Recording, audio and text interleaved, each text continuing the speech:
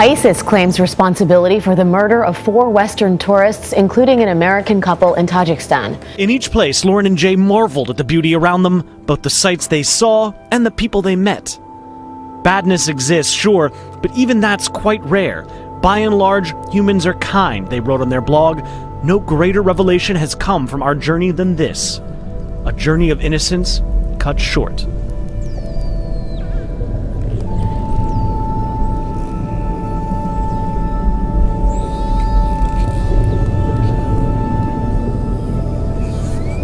Jay Austen and Lauren Gagan chronicled their adventures on their website, Simply Cycling, as they pedaled their way through Africa, Europe, and Central Asia.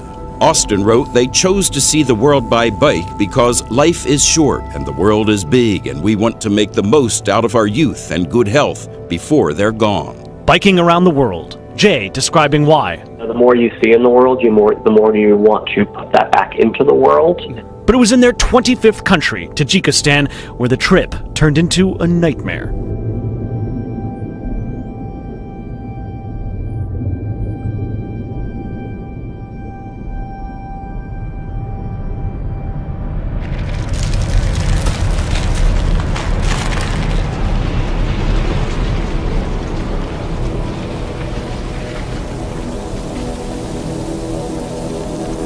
The couple had quit their jobs in Washington, D.C. last summer, chronicling their journey on social media. They believed in the beauty and the good in the world, and so while it's heartbreaking that something so terrible was how they met their end,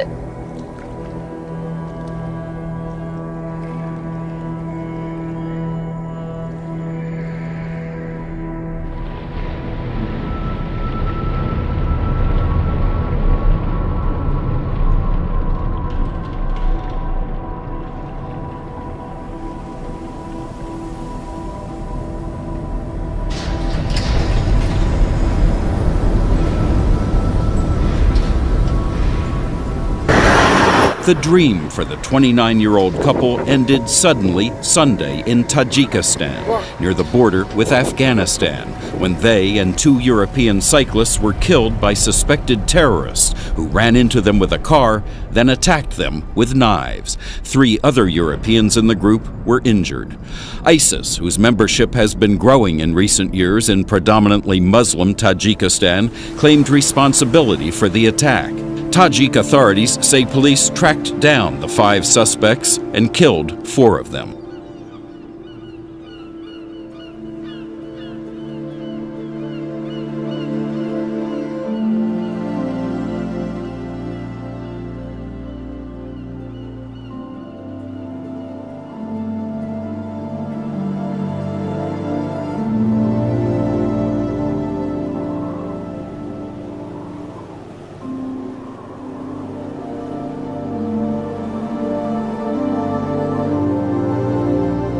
I love that because a lot of your critics, we'll get to some of them later, they describe your message as somewhat dark and it isn't somewhat dark, it's very dark. Right, okay, you acknowledge that, but actually what you've just described there is hope. It's hopeful. It's like, okay, the world may be chaotic, but I can do something about my little bit of it.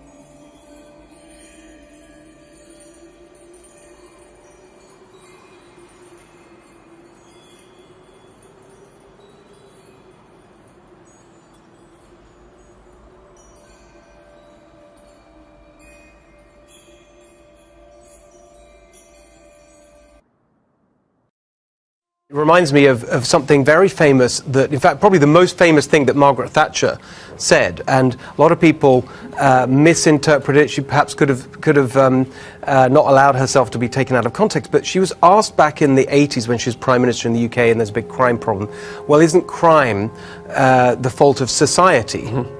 And she just responded instinctively with this very famous phrase, there's no such thing as society. There are just individual men and women and their families, and they are the ones who should take responsibility. She meant that society was formed, that the building blocks are individuals. Well, she also I shouldn't have got... I would love to go on all day about that, but I'm afraid we're going to take a break right now.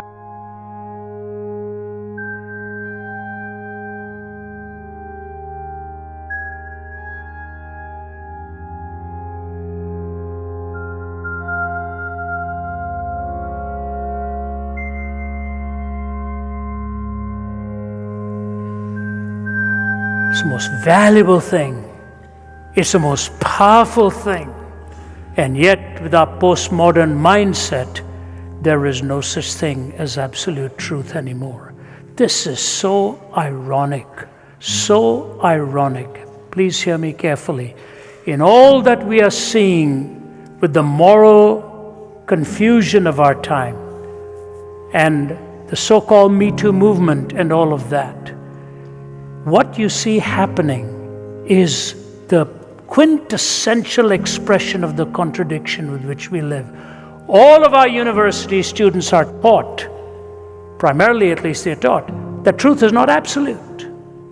Morality is not absolute. They are trained to be relativistic in their thinking. They are trained to be relativists. And so when they go out in their professions and live relativistic lifestyles, all of a sudden they are smacked with an absolute.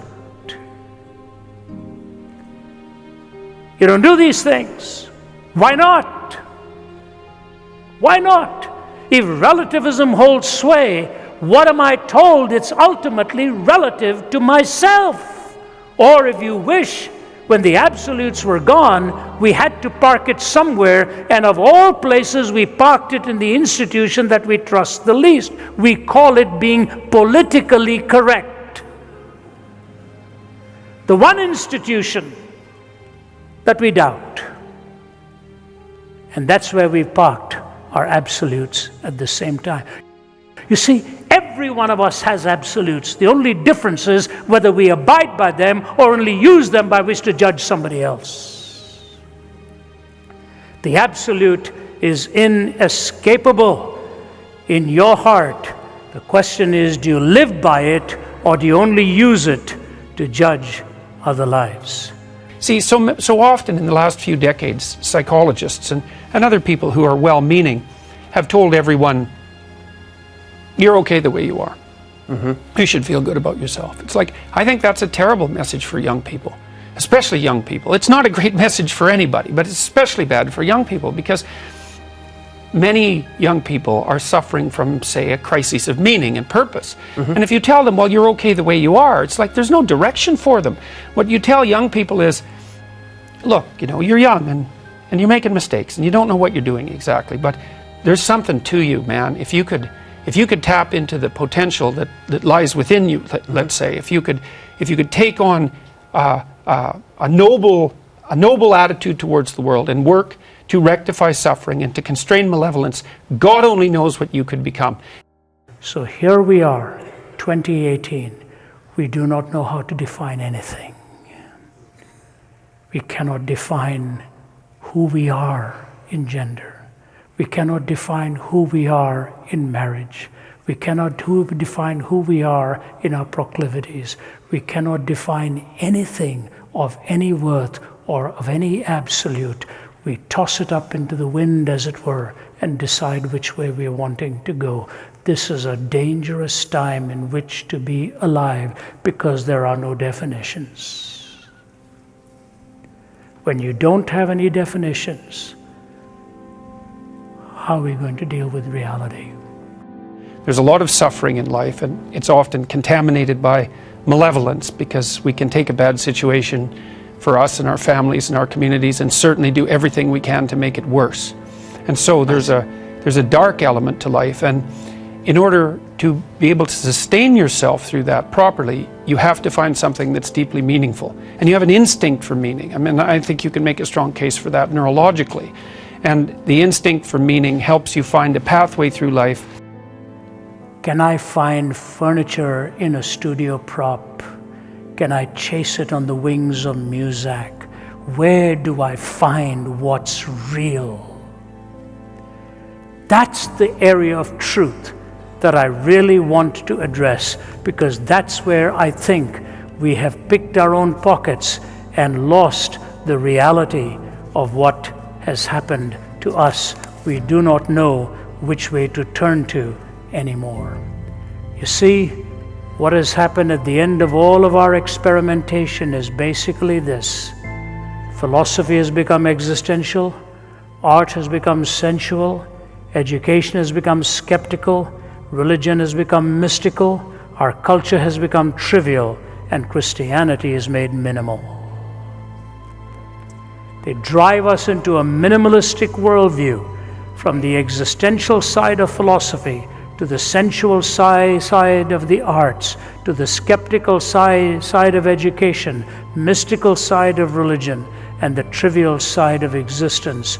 We have now come to minimalistic beliefs, and we wonder what has happened to us as a society.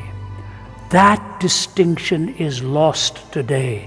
We have no understanding of what is true, good, and beautiful, what is evil, heinous, and destructive. We consider all choices equally valid because we no longer know the difference between what nature's meant for nourishment and what nature's meant for garbage. I was in Iraq last year with both of my colleagues here. The last day we were taken out for lunch by a man who was a killer. He was avenging any killing done by ISIS and all that kind of stuff. And one day he was avenging the death of the killing of his brother. And he walked into the room of the man at night and at point blank range pulled the gun, the trigger, against the temple of the man and killed him. Unknown to him, the 4-year-old son of the man was lying next to him. And this blood comes spurting out and gushing out. And the little boy sits up and he says, "Where's my father?" And he was so stunned, he looked at him and he said, "He's gone to paradise." He says, "Take me to him." He reached out and held the hand of the killer. "Take me to my father, I want to be with my dad."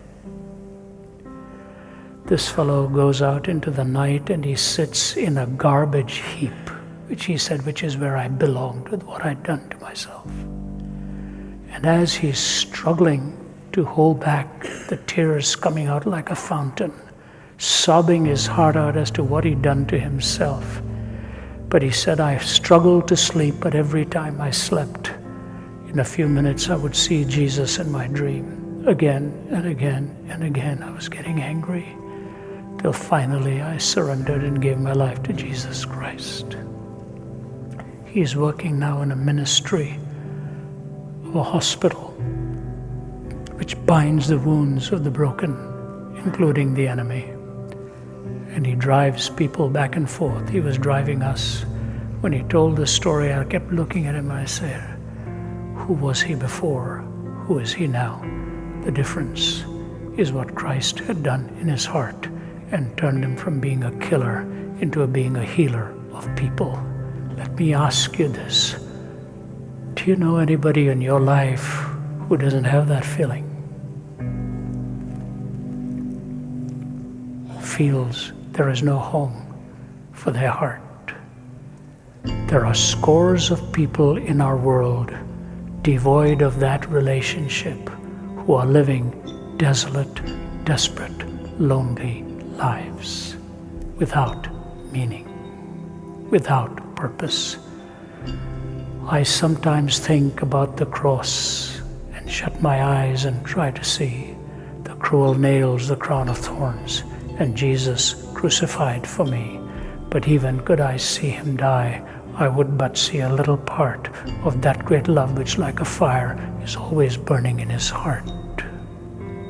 The love of God for you, for me.